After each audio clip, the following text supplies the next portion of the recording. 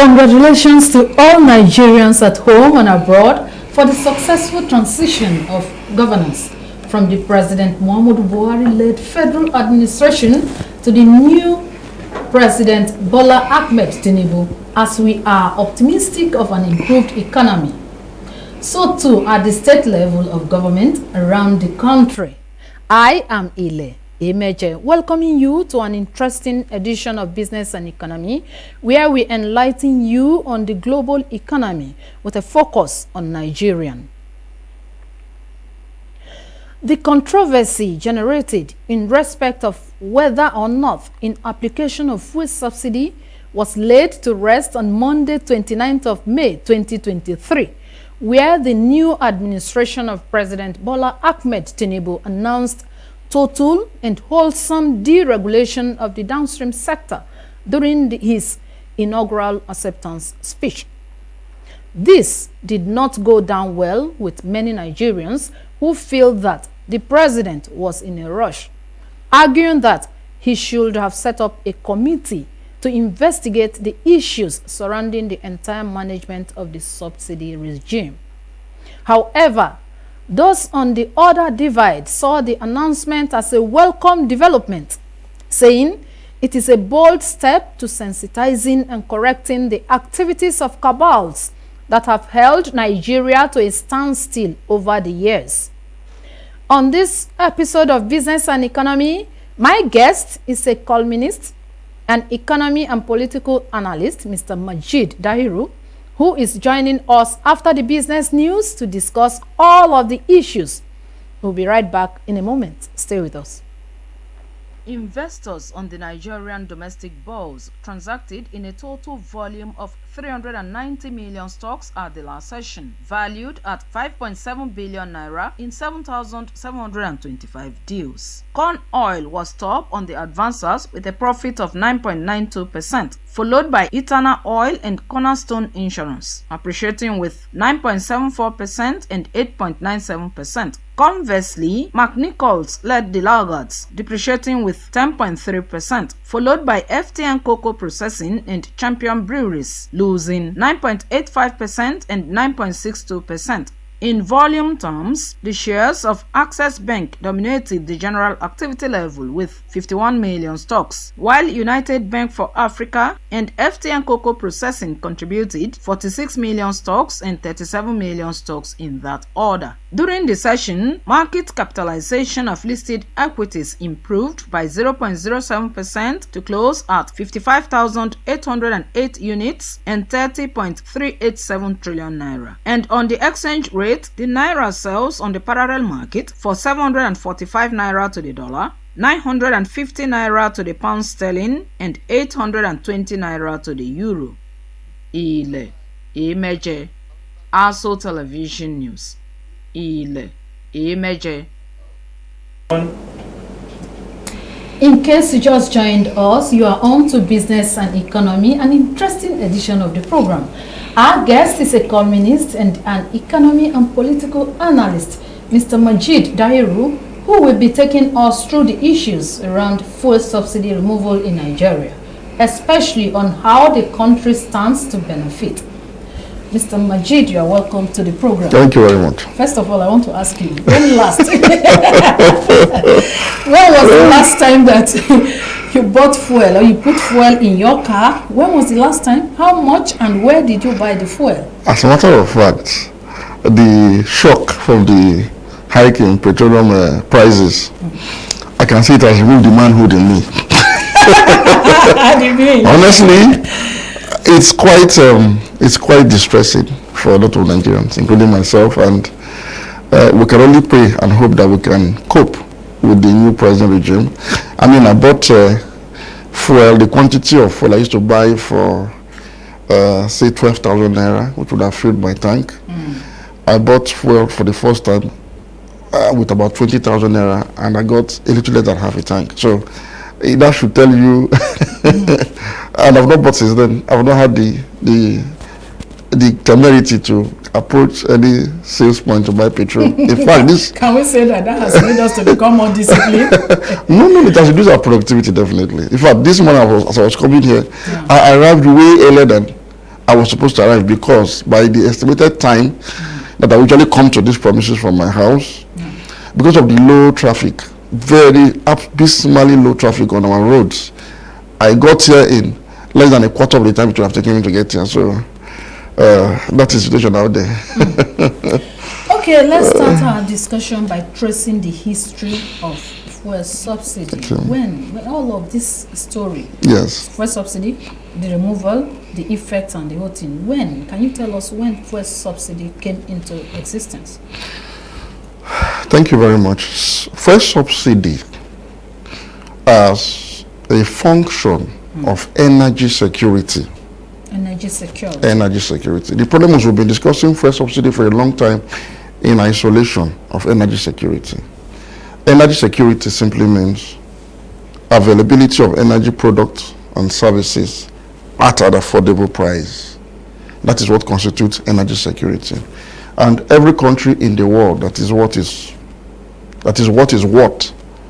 prioritizes energy security alongside food security. Okay. And when they have the means, they also prioritize housing security and security of education and healthcare. But if you cannot prioritize any of these other ones, you see food and energy is a national priority for any serious-minded country. And so, to effect energy security, subsidy must necessarily come in. And what is energy? Or what constitutes energy?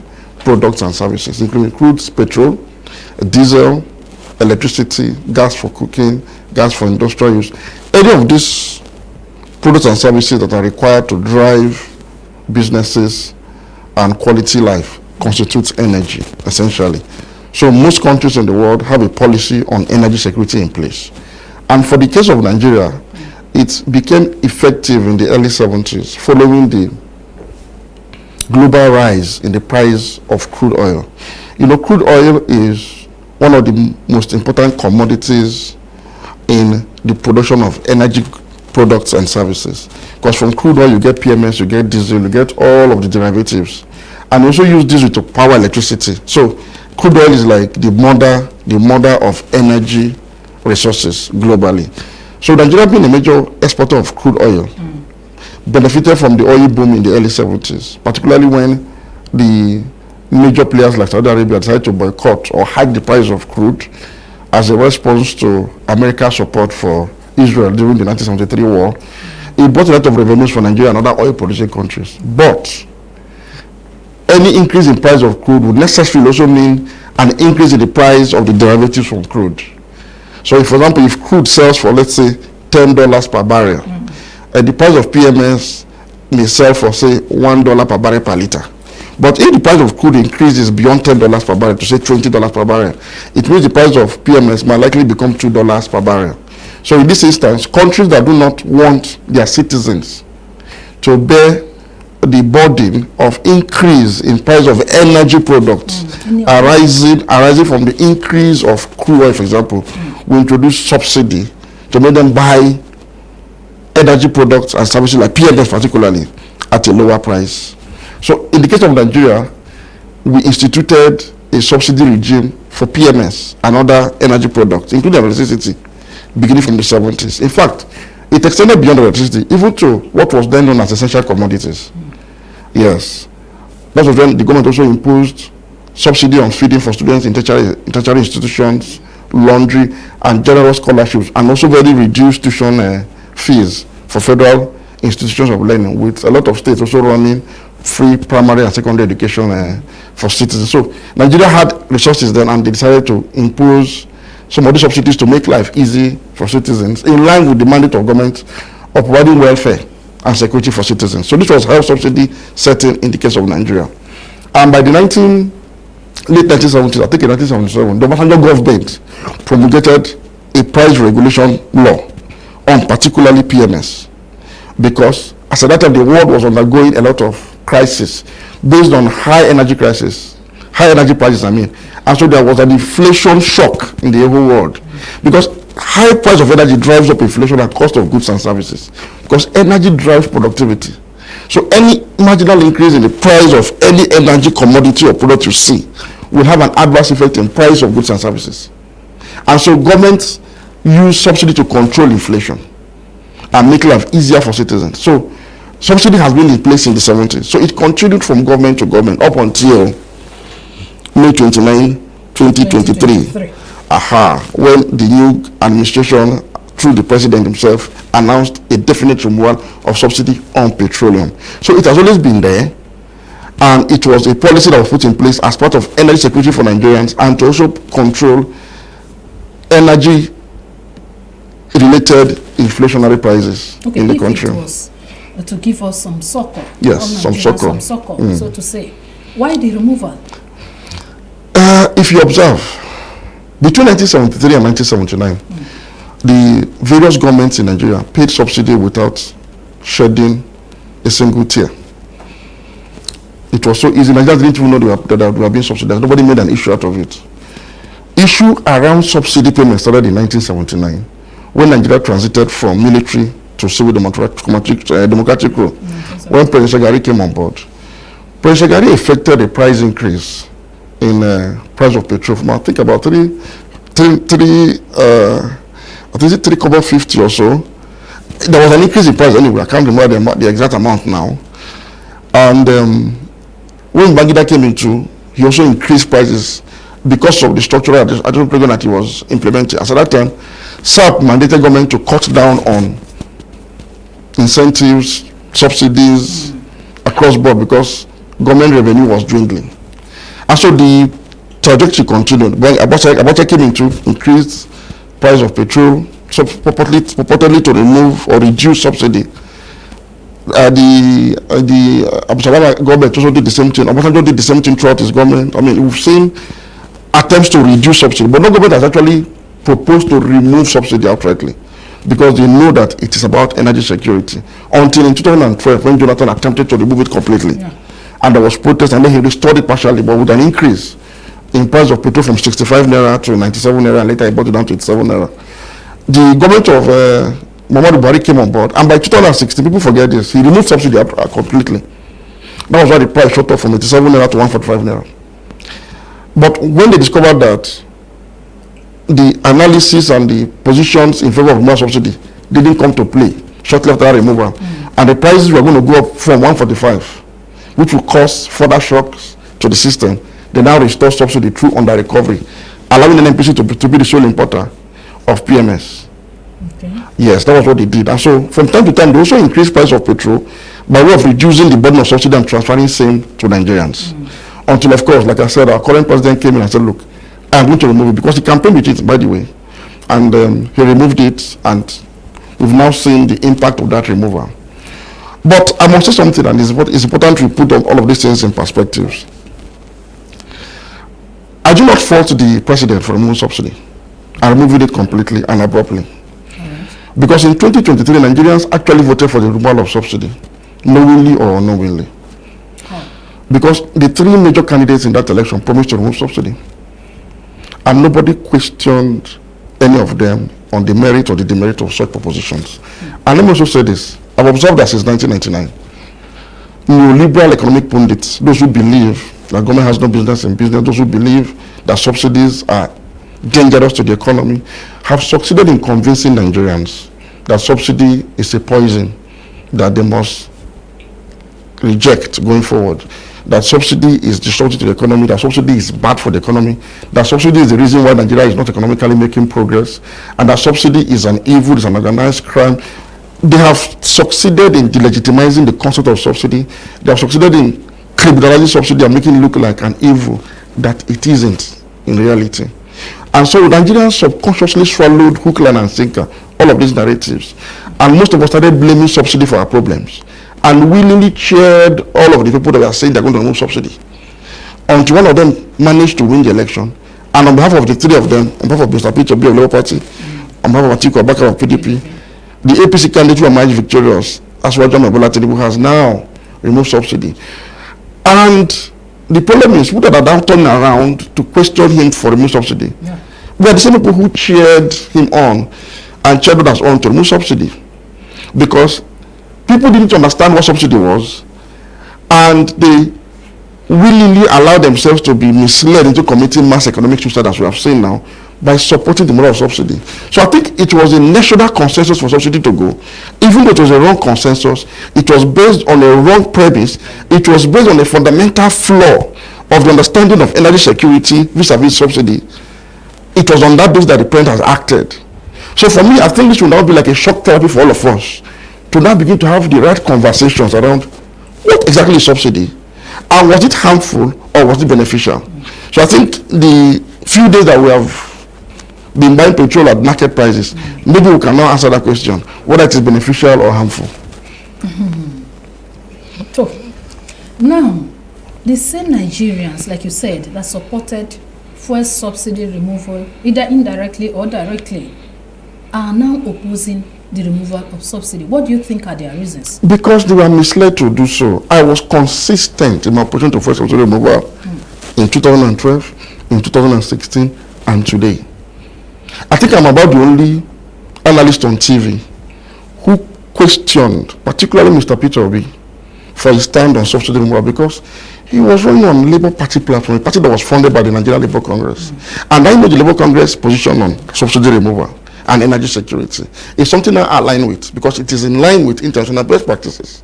So I had thought that he was going to adopt Labour Congress Charter of Demands on energy security in Nigeria, which includes how to deal with the problems associated with subsidy while retaining its benefits. But unfortunately, I think he played the most role in convincing Nigerians that subsidy has to go because it's a criminal enterprise, it is subsidizing consumption. A lot of willful ignorance went into the conversation of subsidy.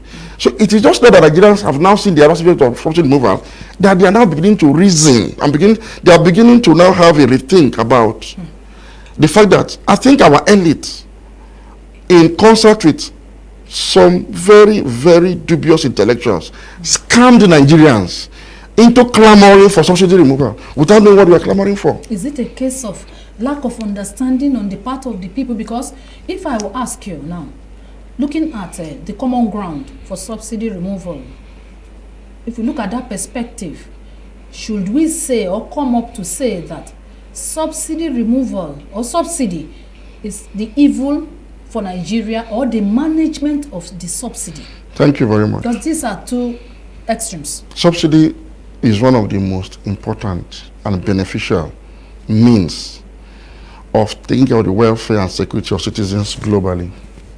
Okay. Particularly subsidies in energy. Let me tell you this today. There's no country in the world, there's no member of the G20, there's no member of the G7 countries that does not have a robust subsidy regime in place for petrol, for gas, for diesel, for electricity in place across the world. From the United States of America to Brazil, to Saudi Arabia, to Western Europe, to UK, to South Africa, governments of these countries collectively spent over $1 trillion in 2022 subsidizing fossil fuel derivatives, including PMS. For their citizens? Yes. Those countries? America subsidizes fuel till this moment. Till this moment? Till this morning. So why the removal in Nigeria? That's why I said we were misled by people who have ulterior motives on one hand, or who were outrightly ignorant. Some people went to schools in some of these countries. You wonder what they went there to study. You went to an environment, you couldn't even study the environment you were studying in to know how they really run their economy. America spends billions of dollars to subsidize PMS every single year. In fact, in 1975, America created what was called the Strategic Petroleum Reserve in response to what we did in Nigeria. Because in Nigeria, we instituted subsidy. America created what was called the Strategic Petroleum Reserve in response to the global oil crisis of the 70s, which created high energy prices and inflation across the world.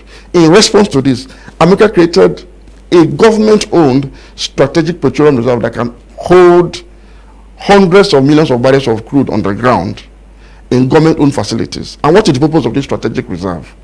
Whenever the market price of crude increases to a level where it will affect the price of a gallon of petrol at the pump station for their citizens, they will release crude from this reserve to producers at a discounted rate to keep prices down.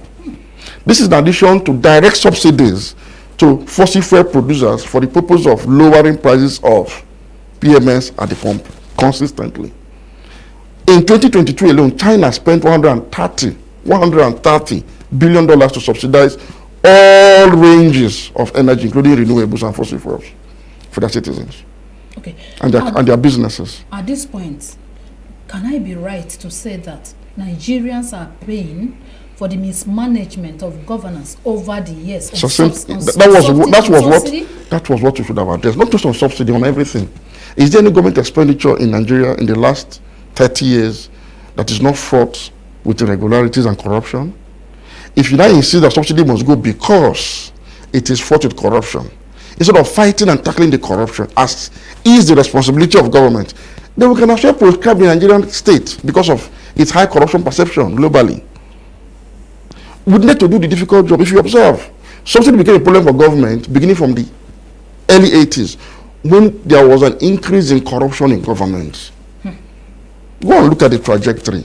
So increasingly, government has continuously handed off its responsibilities in education, in healthcare, in housing, in infrastructure, even in decent wages. It's like a continuous thing. The last thing government was still doing effectively, contrary to the public perception, is fuel subsidy. And that's why the removal, you felt the effect immediately. People said subsidy wasn't getting to people, it's only the rich that was benefiting. And I'm asking, is it the rich people today that are parking their cars at home and trekking long distances to work? Is it the rich that are stranded at home today that cannot go to work? Is it the rich that are farmers that can no longer afford to bring their goods from the farmstead to the marketplaces because of high cost of transportation? Is it the rich? Have you had any governor complain of subsidy removal, or any senator, or any minister, or any billionaire in Nigeria? The oil marketers, major oil marketers, have commended the model of subsidy because it allows them now to fix prices as they wish, beginning from June, because NNPC said they're going to withdraw their participation in importation of petrol gradually beginning from June.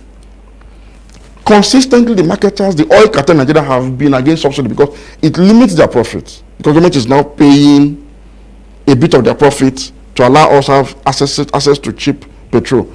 They have been against it, they have been battling it.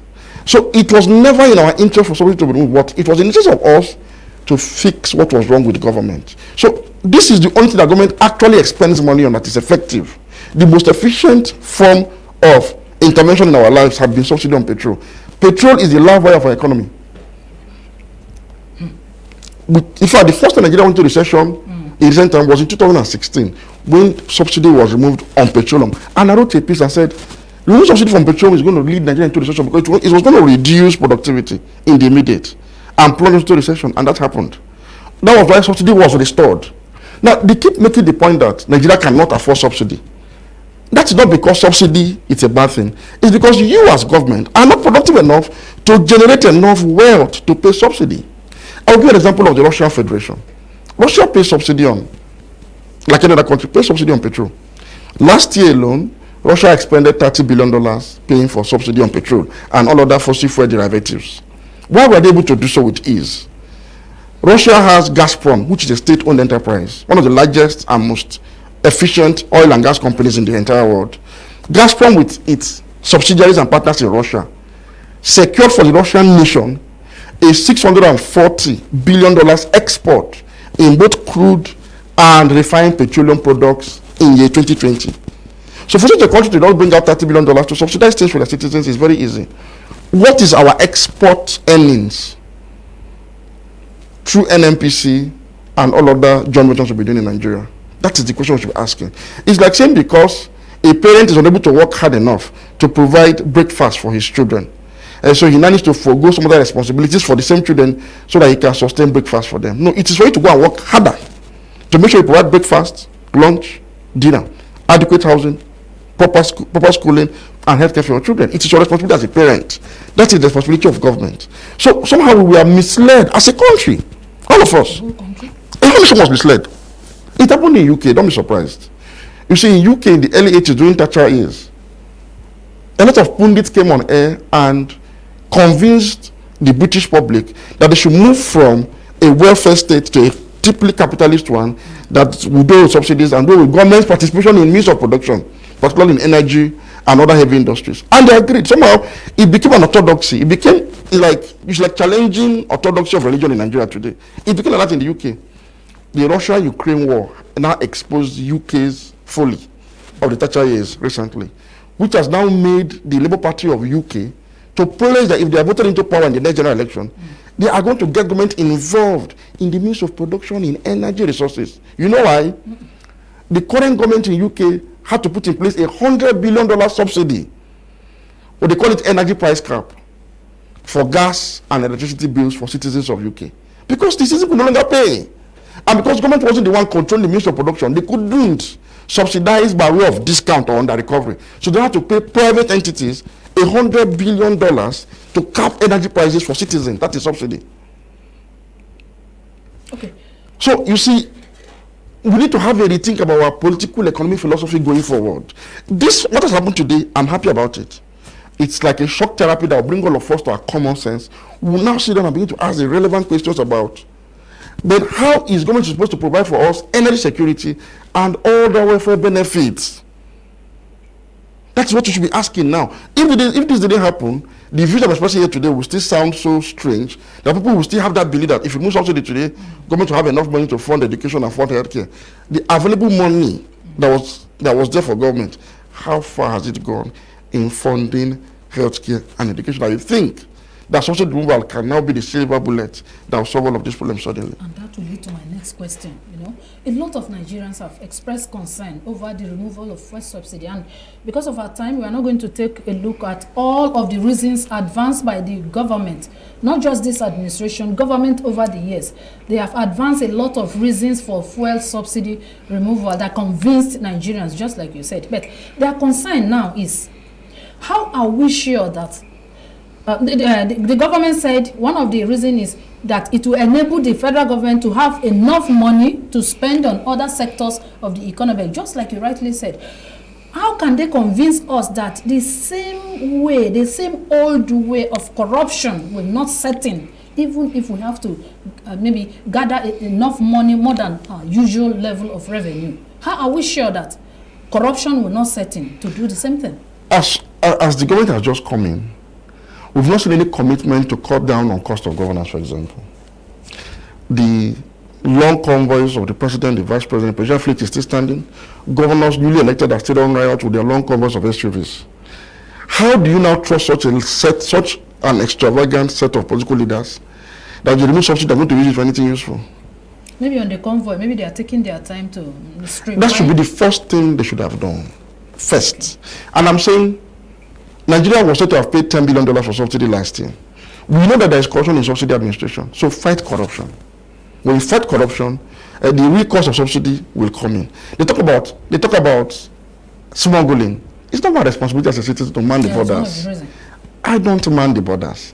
The president, successive presidents have appointed heads of border security agencies, customs, immigration, and even the IGP of the police force, because there's a border patrol unit in the Nigerian police force.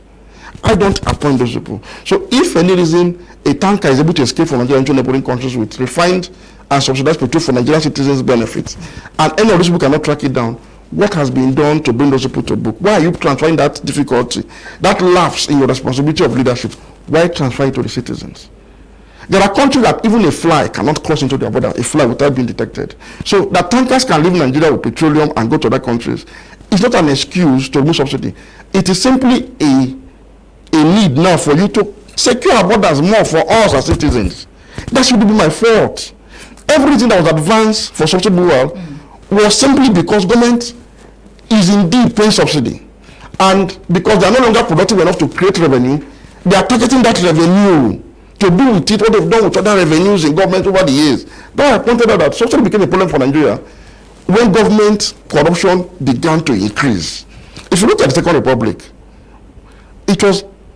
corruption was almost like a politically affirmed culture, where that was the reason why the Second Republic collapsed. So they had difficulty paying subsidy because they had to increase price. But even that was better. When we got into the Babangida government, I don't need to tell you what happened in the Babangida administration. I don't need to tell you what happened in the Abacha administration. I don't need to tell you what happened between 1999 and 2016 when PDP was in power. I don't need to tell you what happened in Nigeria between 2015 and 2023 when APC was in power. We've had a succession of corrupt, inept leadership. That is what we need to focus on. In countries where subsidies are paid generously without stress, their leaders are responsible. they make sure that the institutions of state work to bring in enough resources from which they now pay subsidies not only on PMS, but on healthcare, on education, and on housing. Okay, like you said earlier, as Nigerians, how do we get our leaders involved, especially in the area of getting to talk with them, getting to make them give accountability of their services to the people in order to reduce corruption? Because in all of this, if I got what you said, corruption is the major corruption and mismanagement in the management of fuel subsidy. How do we as not just in fuel subsidy, in the affairs of state? NNPC keeps telling you that they cannot pump enough crude oil to export because of oil theft. Who is supposed to secure that environment and infrastructure for oil infrastructure and export? Is it the citizens or the government? Why is government unable to secure its own oil infrastructure and facility for export? These are the questions we should be asking. How come government is not able to increase Nigeria's national income through export competitiveness? These are the questions we should be asking. Because the reduced subsidy now is going to create a multiplier effect, negative one at that, on the economy and on our well-being. And if this trajectory continues, that government becoming reformed, a time will come that they will begin to tax us for the air we breathe. That is where we are heading to gradually. I doubt. I'm just being hypothetical. Look, gradually government has removed its hands from its core responsibilities. The other time, ASUU went on strike for 8 months. What was ASUU asking for? Just $2 billion equivalent in Naira to revamp all our federal universities, all, including state universities, $2 billion. Government said it didn't have and was arrogant about it enough to call the board of ASUU. However, the American government not only funds education in America, it funds private education. The biggest contribution to private universities budget in America comes from the federal government of America. Why? Education is a matter of national security as well. You need to have citizens that are well educated to be law-abiding in the first place and to productive, to create wealth for you. And so they know that they need to prioritize education. But in Nigeria, what are we told? Government alone cannot fund education. So $2 billion is too much for government to provide to fund education. And government rolled out war because some Nigerians also were convinced and they began to call out ASUU, to call off the strike, that the government alone cannot fund education. They showed this idea to Nigerians and somehow we legitimize this governance inertia in every sector of our economy. Subsidy was the last frontier and they have succeeded. Then I said, Nigerians are to blame for this partly because they willfully accepted to demonize and criminalize subsidy without making a distinction between the corruption that's associated with government business generally and the subsidy as in itself something that was beneficial to them. Somebody convinced them that subsidy wasn't beneficial to them, but was beneficial to some other persons until they started buying fuel at triple the price they were buying it before. It's just now that they begin to complain. This is how they begin to realize that subsidy was indeed beneficial. But what do we do to make it more beneficial is to find the corruption associated with it. And that is the responsibility of government, not mine, not yours. There are adequate laws against corruption. Why is nobody taking the bull by the horn? Are the cabals, so-called cabals that are benefiting from oil subsidy, are they larger than the state? No. So if the state cannot fight a problem, it means the state itself is complicit. So the focus should have been reform the subsidy regime. And let me tell you why we're talking about subsidy in the first place. Our 4 refineries are not working. How can you have a country like Nigeria that's an oil producer, crude oil endowed country, without one functioning refinery? Nobody talked about the need to fix refineries. Nobody talked about the need for government to restructure refineries and build new ones, as other oil producing countries are doing. Rather, the single focus was removing subsidy. America is a country with over 100 refineries, if not more.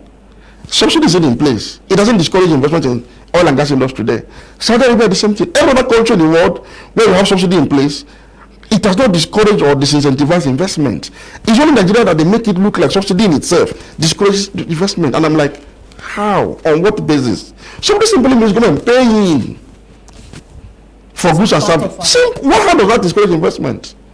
It's not money you want. If government is paying and I'm paying, what is the difference? All right. Maybe after we want to take a break, and after the break you tell us what Americans and other countries that are still maintaining their fuel subsidy are doing, and Nigeria is not doing the same thing. We'll take a break now and we'll be right back. Stay with us.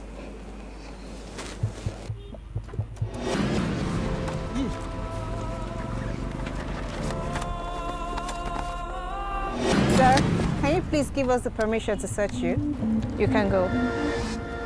Is this a movie? If it happened.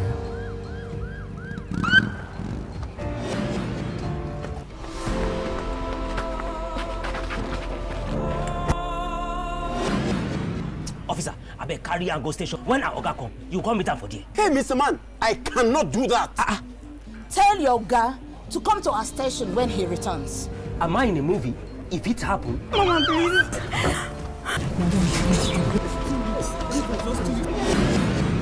Mama, please. Thank God you're here. Do the needful. Mama, please, just 3 weeks Madam, now. why did you invite us to come help chase your tenant now? This is a civil matter now. Is this a movie? If it happened, If we follow The new police law.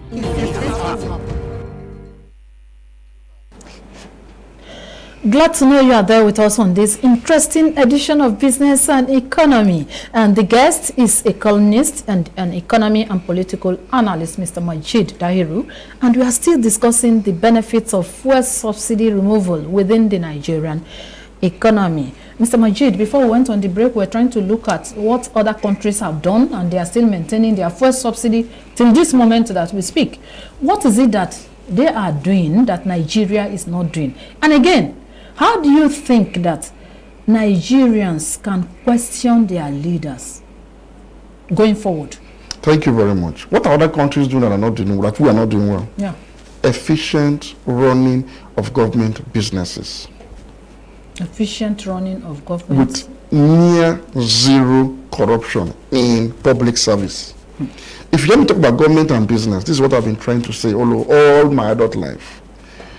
These governments from the United States to Western Europe to China to Brazil are in themselves efficient, hardworking businessmen that are making sure that all the means of production are alive and running. The government is directly involved in the means of production in every aspect of the economy, including Hollywood in the US. The American government has a hand investment support for Hollywood. The same thing that the government has support, massive support for oil and gas, because energy is the soul of the economy. Without energy security, your economy can never do well. It is not possible. That is why every government subsidizes energy for the purpose of energy security.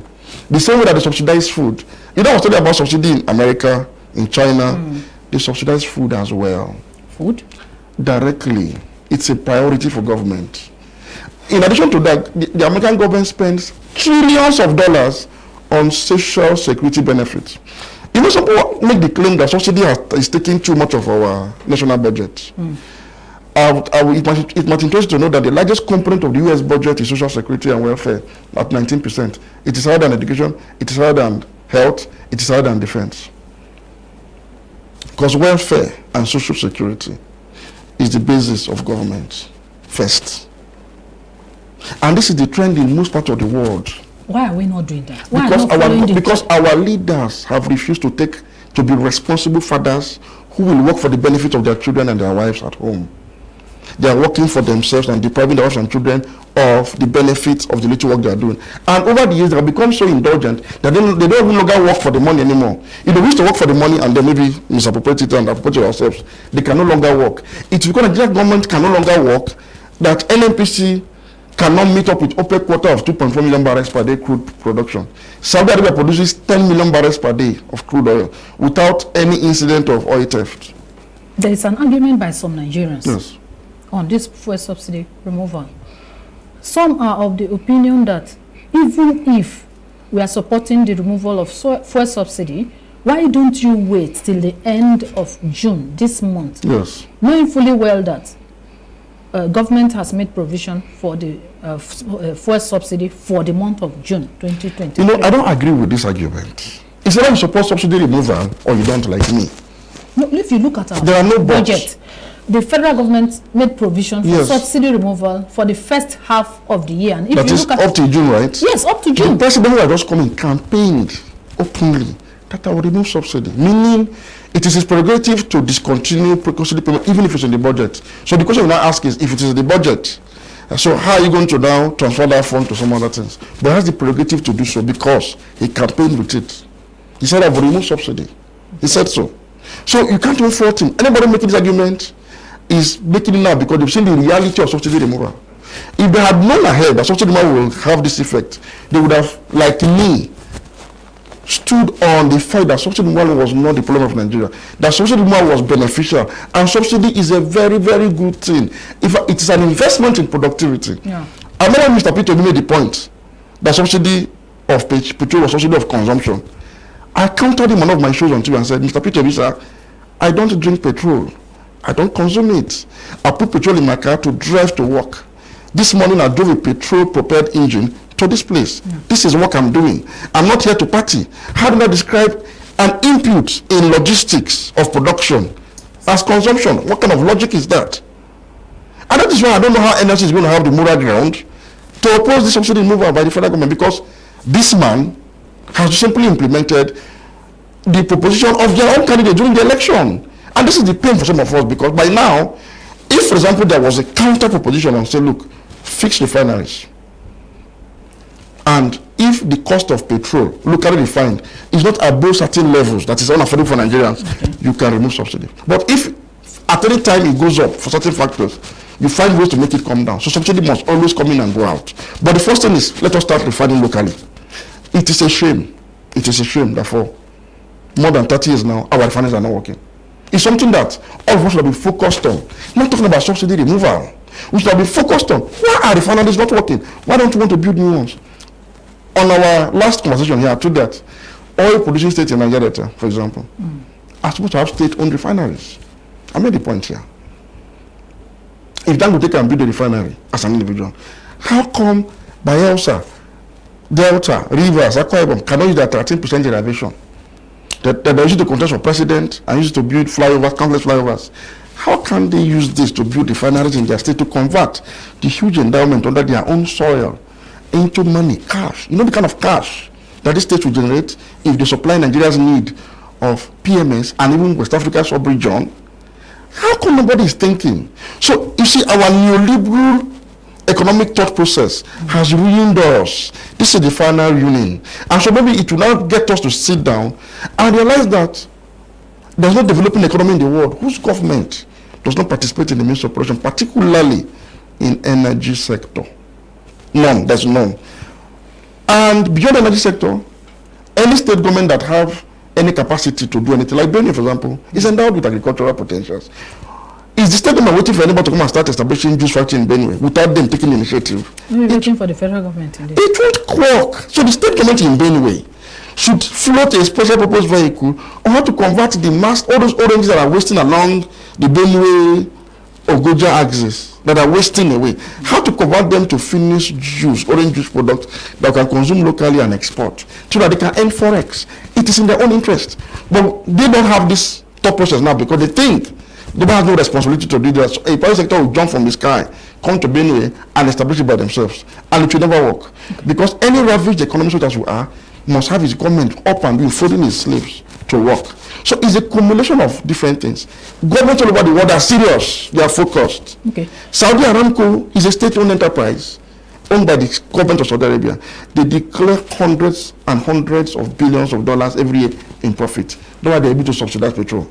Okay. It is the same thing with Petrobras of Brazil. It is state-owned. It's the same thing with Gazprom of Russia. It's the same thing with all other state-owned enterprises, particularly those that are endowed with energy resources like Nigeria. They are productive. They are export competitive. They bring in billions. So out of it, they just pick a few and say citizens take those rebates to be the benefit for you as an indigenous or a citizen of an oil producing country. Oh, Mr. Majid, time will not allow us, but just in 1 minute, are you saying that there are no benefits at all in this first subsidy removal? No, what can we point out? There are no benefits at all. It's going to create crisis. It's going to create turmoil, economic hardship, deprivation, impoverishment. There are no benefits to subsidy removal at all. How about smuggling? Are you saying that it will not reduce smuggling? If you don't fight smuggling by punishing citizens, you go and man your borders. It has nothing to do with subsidy. Go and man your borders. Other countries have cheap petrol in their country, and they have neighbors who don't have petrol, but they're just smuggling out of their country to other countries. So why is our own different? Okay, in rounding off, what's your advice to the new government? No, the new government, I think it's this to Nigerians. You know, I'm not giving advice to the government per se. It is what they campaigned with. So they're willing to fulfill their campaign promises. But now that Nigerians are feeling the heat, let us have a national conversation around productivity, efficiency, and corruption-free government, enough to provide us with adequate welfare. All right, we should have a corruption-free government to provide us with adequate welfare. And with that, we have come to the end of today's edition of Business and Economy. The guest we have been speaking with is a columnist and an economy and political analyst, Mr. Majid Dairi. Mr. Majid, we thank you so much for honoring our invitation once more. And to you, our esteemed viewers and listeners out there, we appreciate you for branching off. Do have a great week.